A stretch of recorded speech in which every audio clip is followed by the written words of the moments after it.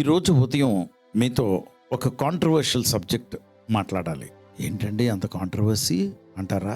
ఏంటో చెప్పనా? దశమ భాగముల గురించి. దశమ భాగములు, టైత్స్. లేవియకాండం 27వ అధ్యాయము 30వ వచనంలో భూధాన్యములు నేమి, వృక్ష ఫలములనేమి, భూఫలములన్నిటిలో దశమ భాగములు యెహోవా సొమ్ము. యెహోవా సొమ్ము. It belongs to lord Jehovah. అది యెహోవా సొమ్ము. ఏంటైన సొమ్ము? నీవు ఏదైనా పండిస్తే అందులో దశమ భాగం అయింది. ఈరోజు ఉదయం నేను వింటున్న మాట ఏంటంటే అదేనండి, మీరు హృదయంలో గొణుక్కుంటున్నారు కదా, ఆహా పంటలు కదా మేమేమీ పండించడం లేదు. ఏమండోయ్, మీరు వ్యాపారములు చేస్తుంటే అందులో దశమ భాగము, మీరు ఉద్యోగం చేస్తుంటే ఆ జీతంలో దశమ భాగము, మీరు భూములు కానీ స్థలాలు కానీ అమ్మితే అందులో దశమ భాగము, మీరు ఏదైనా అమ్ముకున్నా మీకు ఏదైనా లాభం వచ్చినా అందులో దశమ భాగము. ఒక ఆయన ఒకసారి నా చేతిలో 10,000 రూపాయలు కానుక పెట్టాడు. వణికి, అంటే జనరల్గా కానుక ఇచ్చినప్పుడు అలా వణుకుతుంటారు కదా, అలా వణికి ఇచ్చారు. నేను ప్రార్థన చేశాను. నాకు ఇలాగా ఒక డీల్ అయింది అన్నయ్య గారు, ఒక డీల్ అయింది కనుక అందులో దశమ భాగం ఇస్తున్నాను అన్నాడు. అలాగా, చాలా సంతోషం. నా చేతిలో ఎందుకు పెట్టాడు? నా చేతిలో ఎందుకు పెట్టాడంటే దేవుడు నా చేతుల్లో పెట్టమన్నారు కనుక నేను దేవుని పక్షాన చేతులు చాపి తీసుకుంటున్నాను. దేవుడు నాకు ఇచ్చిన ఆధిక్యత. ఓకే, దానికి కాంట్రవర్సీ ఏమీ లేదు. ఇస్తున్న ఆయన మధ్యవర్తిగా ఉండి ఆ ల్యాండ్ సేల్ చేశాడు, ఆ స్థలం సేల్ చేశాడు కనుక ఆయనకి వచ్చిందనమాట. మామూలుగా ఎంత వచ్చి ఉంటుందా ఏంటని తెలుసుకోవాలన్న ఉద్దేశంతో అడిగాను. వెరీ గుడ్, ఎంత వచ్చింది నాన్న అంటే, నాకు 14 లక్షలు వచ్చిందండి, లేకపోతే 10 లక్షలు, 10 లక్షలు వచ్చిందండి. అలాగా, 10 లక్షల, అందులో దశమ భాగం ఎంత బాబు అన్నాను. 10,000 కదా అన్నయ్య గారు. ఏంటి లెక్కలు రావా మీకు? 10 లక్షల్లో దశమ భాగం ఎంత? 10,000. నేనేం అనలేదండి. ఏం చెప్తుంది వాక్యము? అది ఎవరి సొమ్మట? దేవునిది, దేవుని సొత్తు, దేవుని సొమ్ము, దేవుని భాగము. నువ్వు దేవుని భాగమని నువ్వు లెక్కే వేసి ఎంత ఇస్తున్నావు? నీ జీతంలో దశమ భాగం ఇస్తున్నావా? నీ ఆదాయంలో దశమ భాగం ఇస్తున్నావా? సంఘానికి వస్తున్నటువంటి ఆదాయంలోంచి దశమ భాగము నేను ఖర్చు పెడతాను, నేను ఇస్తాను. చాలామంది ఒక 1000 రూపాయల్లో దశమ భాగం 100 రూపాయలు ఇవ్వటం పెద్ద ప్రాబ్లం ఉండదు. ఒక 10,000లో ఒక 1000 రూపాయలు ఇవ్వటం ప్రాబ్లం ఉండదు. ఒక 1,00,000 రూపాయల్లో 10,000 ఇవ్వటం చిన్న ప్రాబ్లము. 10 లక్షల్లో 1,00,000 రూపాయలు ఇవ్వటం సమస్యే. 10 లక్షల్లో 1,00,000 రూపాయలు ఇవ్వటం అంటే ఇంపాసిబుల్. స్థలాలు అమ్ముకుని దశమ భాగములు దేవుడికి ఇవ్వాలనుకున్నటువంటి వారు, ఎగ్గొట్టిన వాళ్ళు బోల్డ్ మంది తెలుసు నాకు. నేనేమన్నాండి, నేనెందుకు అనాలి? దేవుని సొమ్ముది. నువ్వు దేవుని సొమ్ముని దేవుడికి రెస్టోర్ చేయకుండా, తిరిగి ఇవ్వకుండా నువ్వు అభివృద్ధి చెందుదావు అనుకుంటే అది అభివృద్ధి అవ్వదు. నీవు అది ఆశీర్వాదంగా నీ చేతుల్లో ఉండాలి అనుకుంటే దేవునికి ఇవ్వవలసింది దేవుడికి ఇయ్యు. ఫలాల గురించి, ఆదాయం గురించి దేవుడు అక్కడ మాట్లాడితే వాట్ అబౌట్ టైం? సమయాన్ని లెక్క పెడదాం చూడండి. రోజుకి 24 గంటలు. నువ్వు పడుకునే సమయం తీసేస్తే 8 గంటలు తీసేయపోని 16 గంటలు. నువ్వు ఆఫీస్లోనో వ్యాపారంలోనో ఉండే టైం అంటే 10 గంటలు తీసేస్తాం. కాబట్టి 16లో 10 తీసేస్తే 6 గంటలు. 6 గంటల్లో దశమ భాగం ఎంత? 60 నిమిషాలు, ఒక గంట, అంతేనా? ఓకే, 6 గంటలు ఇంటూ 60 మినిట్స్. So 360 minutes. 360 మినిట్స్లో దశమ భాగం మనం లెక్క పెడితే 36 మినిట్స్. ఓకే, 36 మినిట్స్, 36 నిమిషాలు. Okay, very good. ఒక అరగంట ప్రార్థన చేస్తే చాలు. ఒక 5 నిమిషాలు అని భోజనం దగ్గర ప్రార్థన చేస్తాం కదా, సాయంత్రం రాత్రి పడుకునేటప్పుడు ప్రార్థన చేస్తాం కదా, బయటికి వెళ్తున్నప్పుడు ప్రార్థన చేస్తాం కదా, అంతా కలుపుకుంటే 36 నిమిషాలు అనుకుంటాం. అసలు నువ్వు పడుకునే సమయం 10 గంటలు లేకపోతే 8 గంటలు నువ్వు పడుకునే సమయం, ఆ టైంలోంచి ఎవరు తీయమన్నారా? లేదే. అంతేకాదు, ఇంకో పాయింట్ చెప్తాను చూడండి. మీ జీతం వస్తుంది, ఓ 10 లక్షలు లేకపోతే ఒక ₹1,00,000 జీతం, ₹1,00,000 జీతం వస్తుంది. అందులో ఇన్సూరెన్స్ పోతుంది, అందులో పిఎఫ్ కట్టింగ్ పోతుంది.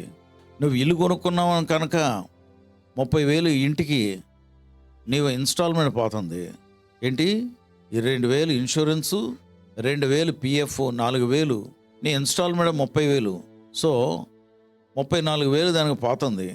నువ్వు అప్పులు చేసావు కనుక ఇన్స్టాల్మెంట్లు, డైలీ ఫైనాన్సు, ఈఎంఐలో ఇంకో 30,000 కడుతున్నావు అనుకుందాం.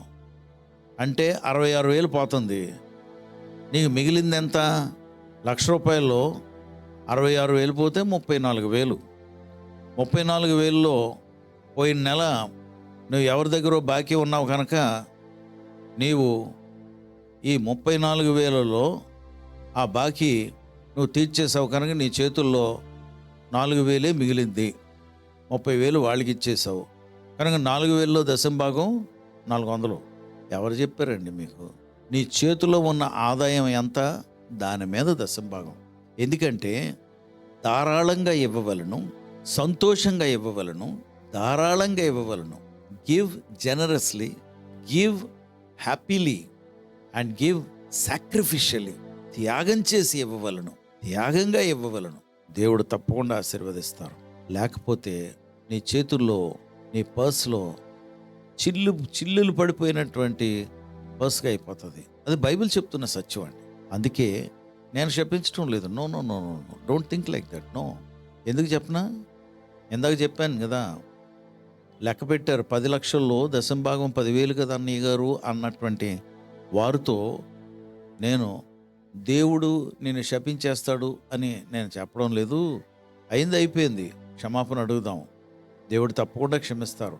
ఈసారి నుండి ఎప్పుడు కూడా అలా చేయకు, కరెక్ట్ చేసుకో నువ్వు అని చెప్పి ప్రార్థన చేసి పంపించాను.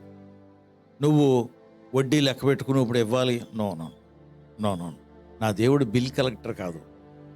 నువ్వు మనస్ఫూర్తిగా క్షమాపణ అడిగితే ఆయన తప్పకుండా యాక్సెప్ట్ చేస్తాడు. దశంభాగాలు కొంచెం కాంట్రవర్షియల్ టాపికే కదా. ఎందుకంటే మనందరికీ సంబంధించినటువంటి టాపిక్ ఇది. ఎంతోమంది ఎంత ఆదాయం వచ్చినా చేతులు రావండి, చేతులు రావు. అప్పు చేయడం తెలుసు కానీ అప్పు ఇచ్చినవాడు వసూలు చేయటానికి ఇంటికి వస్తే ఎలాగైతే నువ్వు దాక్కుంటావో అలాగే ఆదాయం వస్తే దేవుడికి ఇవ్వటం దగ్గర నువ్వు కూడా అలాగే దాక్కుంటున్నావు. నువ్వు దాక్కుంటావు. నీ మనసు వెతుక్కో, నీ హృదయం వెతుక్కో. లేకపోతే సేవకులైన మేము ఈ స్థితిలో ఉండటానికే గల కారణాలేంటి? మీరే లోబి. You are greedy, you are a miser. చేతుల్లోంచి దేవుడికి ఇచ్చే చేతులుగా మీ చేతులు ఉండటం లేదు. అందుకే ఇచ్చేవారుగా మీ చేతులు మార్చండి. దేవుడికి ఇవ్వటంలో మీరు వెనక్కి పెట్టారా చేతులు, ఇంకెన్నడూ కూడా మీ చేతులు ముందు రావు. దేవుని దగ్గరికి ఇవ్వటంలో ముందుకు వస్తే దేవుని దగ్గర పొందుకునేటప్పుడు కూడా ముందే ఉంటాయి మీ చేతులు. తప్పకుండా ప్రార్థన చేద్దాం. ఇంతవరకు జరిగిపోయింది, అది సరి చేసుకోండి. అభివృద్ధి పొందటానికి ఇది ఒక సీక్రెట్. పరిశుద్ధుడా ప్రభా, మీకు వందనాలు, స్తోత్రాలు. నీ బిడ్డలను జ్ఞాపకం చేసుకోండి నాయనా. ఇంతవరకు దేవుడివైన నీకు ఇవ్వటంలో దొంగలుగా ఉన్నామని మలాకీ గ్రంథం 3వ అధ్యాయంలో మీరు సెలవిచ్చిన మాట. మీరు దొంగలు అన్నారు ప్రభా. దొంగలు పరలోక రాజ్యానికి అర్హులు కాదు అని బైబిల్ కూడా చెప్తుంది. కనుక ఈ దొంగతనాల నుండి మమ్మల్ని క్షమించమని, దశమ భాగము నీ సొత్తు కనుక నీది నీకిస్తున్నావు, మిగతా 90% మా చేతుల్లో పెట్టావు నువ్వు. ఎందుకంటే ఈ దశమ భాగం మరలా ఇచ్చిన తర్వాత ఎవడికి చెప్పరట, వాళ్ళ ఇష్టానురీతిలో ఖర్చు పెట్టుకుంటారట అని సేవకులైన మా మీద నేరాలు మోపుతున్నటువంటి సంఘస్థులు, వారిని క్షమించండి ప్రభా. Yes, we are answerable to anybody at any time. కానీ మా చేతుల్లో వచ్చిన ఆదాయాన్ని మేము నమ్మకంగా ఖర్చు పెడుతున్నావా లేదా, లేదా నీకు నమ్మకంగా ఉన్నావా లేదా అని వీరికే కాదు, తప్పకుండా నీకు కూడా జవాబుదారులమే. కనుక మమ్మల్ని కూడా క్షమించండి. మీ నామానికి మా ద్వారా మహిమ తెచ్చుకోండి. ప్రత్యేకంగా నీ బిడ్డల్ని ఇంతవరకు నమ్మకంగా లేనటువంటి వారిని క్షమించి ఇక మీదట నమ్మకస్తులుగా చేసుకుని ఆశీర్వదించమని యేసు నామములో ప్రార్థించి వేడుకొంచున్నాం తండ్రి. ఆమేన్.